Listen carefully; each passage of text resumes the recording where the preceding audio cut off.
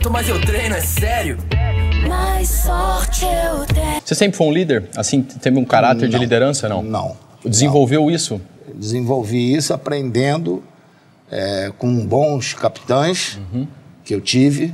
Eu tive um que veio do Corinthians, o Luiz Carlos, que era um zagueiro. Foi o primeiro capitão, assim, como quando eu me tornei titular. E ele era um cara maravilhoso, um cara que estava sempre ali, sempre de bom astral. Cobrava, mas não cobrava de uma maneira assim, sabe, aqui espalhafatosa, não. Cobrava, chamava num canto. Cara fora da curva. Eu aprendi muito com ele. Aí depois veio o Carpegiani, que acabou se tornando até técnico nosso. Sim. Que foi um cara que me ensinou... Meu também. Muito, teu também? Sim, peguei ele também. Me ensinou muito a questão tática, de posicionamento dentro do campo, e me ajudava muito. E ele virava para mim e falava assim, ó, eu sei que você tá marcado, eu vou dar a bola em cima de você, hein? Você que se vire. Aí eu falei, tá bom, você vira, agora aparece aqui do lado que... pra gente ter um desafogo. Aí, não, se isso fechar aí, a cortina... É impressionante. E ele, dentro do campo, um dos caras que impressionava, porque a gente chamava ele de sempre livre, tá? Aquele absorvente. Ele estava sempre livre ali no tal... Não se apertava nunca também. Não se apertava nunca, entendeu? Aí ele, porra, era um cara, assim, espetacular, cara. E jogava muita criança. Depois ele veio para treinador. E aí ele procurou seguir um pouco a linha do Cláudio Coutinho e tal. Também foi um grande exemplo. Aí o Coutinho, parte tática. O Tele, aquela liderança diferenciada de querer que você melhore individualmente para ajudar o todo. Legal. Né? Gilberto também. Aí tem aquele líder paternalista, que foi Oswaldo Brandão, que foi o antigo, já bem antigo. Fleitas Solis.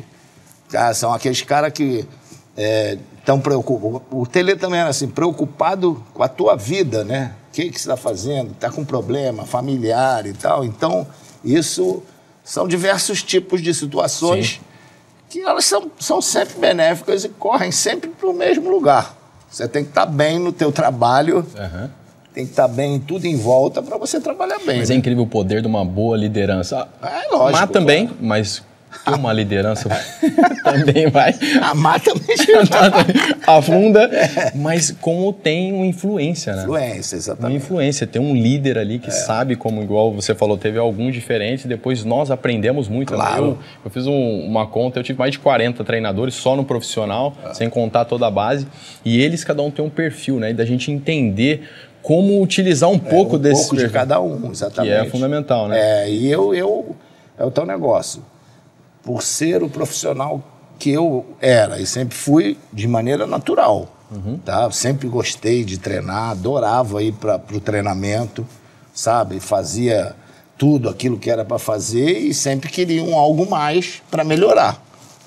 E aí eu te digo que foi situação do meu pai, perfeccionismo.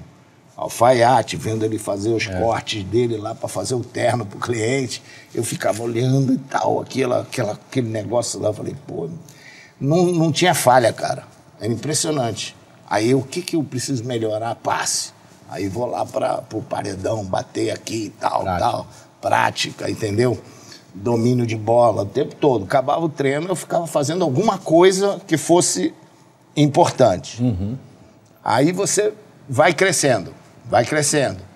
Aí você vira referência. Então, quando você vira referência, você passa a ser líder pelos teus atos, né? Não pela tua voz, por nada. Aí, pô, o cara que tá lá, tá fazendo tudo, a coisa tá dando certo. Aí o teu companheiro olha e fala assim, porra, o que eu vou fazer diferente se eu tô vendo que o principal tá guiando?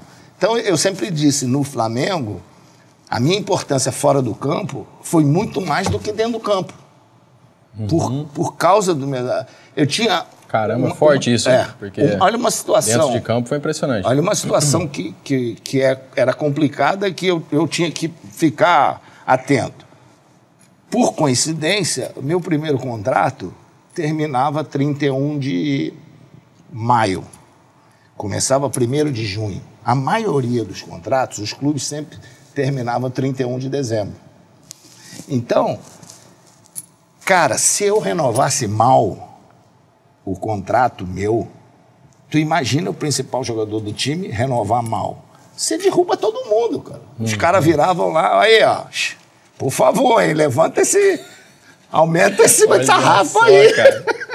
Pra gente não ficar... Influenciava o ecossistema todo. Exatamente. Então, é preocupação. Tinha até essa responsabilidade. E aí, tu levantava, os caras vinham. Tudo bem. E aí, também, você vai ganhando liderança no grupo nesse modo também. Então... Aí você entende que vai além de você a tua causa. Nesse momento, você já entendeu? Já. Falou, peraí, não... Claro. Já aí entendi. Muda tudo. Muda tudo. Você deixa de pensar só em você, nos teus interesses e fala, pô, tem uma classe que eu tenho que representar aqui. Exatamente. E acabei sendo presidente do sindicato também do Rio. Foi também, pô, mas é uma coisa que precisa, né? Os jogadores se unir, entender a importância, que é peça fundamental no espetáculo, né? Claro, lógico. Tem que se posicionar, né, cara? Senão...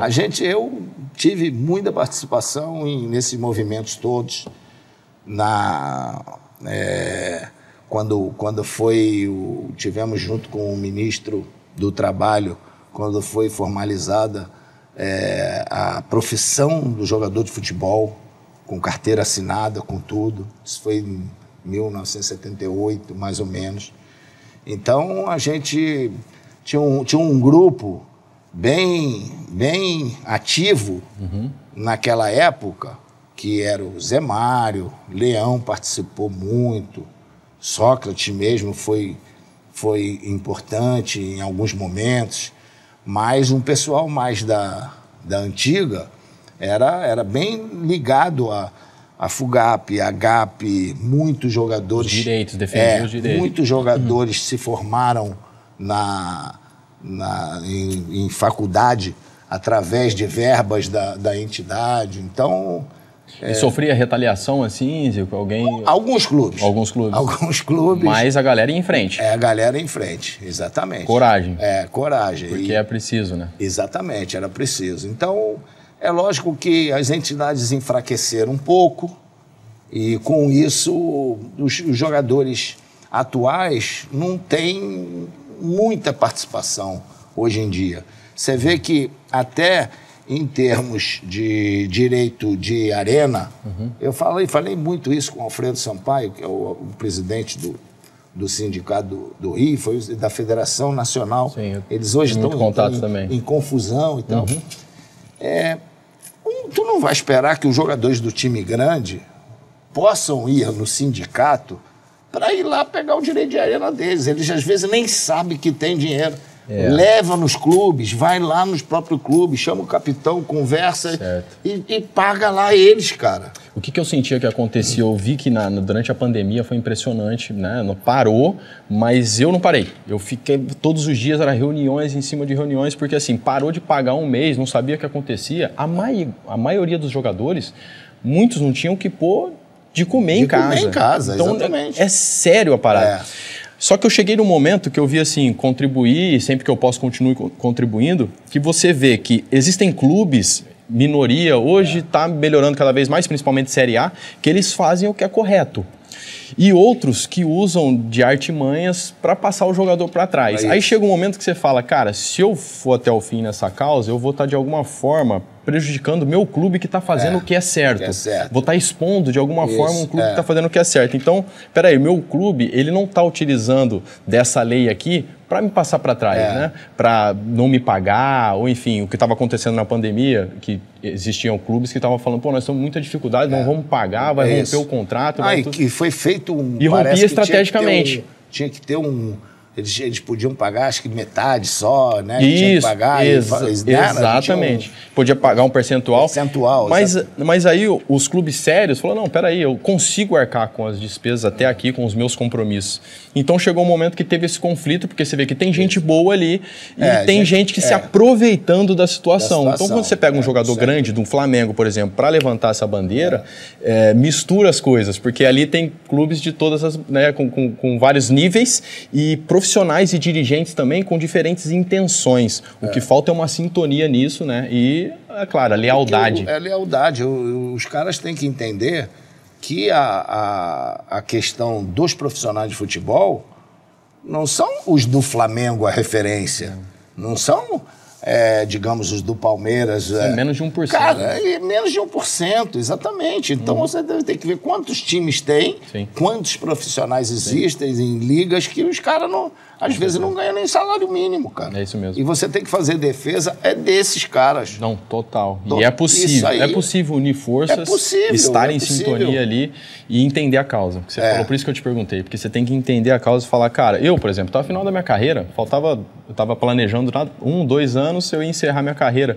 Mas eu falei, cara, amanhã meu filho vai estar aqui. Amanhã os filhos desses jogadores também vão estar aqui. Então, se a gente não se posicionar... Você ainda fala em filho, eu falo neto. Né? Fala neto. Mas, de alguma forma, já fazia algo para os seus filhos, né? Na tua época. E agora, continua fazendo para os seus netos. Essa responsabilidade, ela é fundamental. E aí, gostou desse conteúdo? Então, se inscreva no canal, compartilhe com seus amigos, porque lá tem muito mais. Quanto mais eu treino, é sério, mais sorte eu tenho.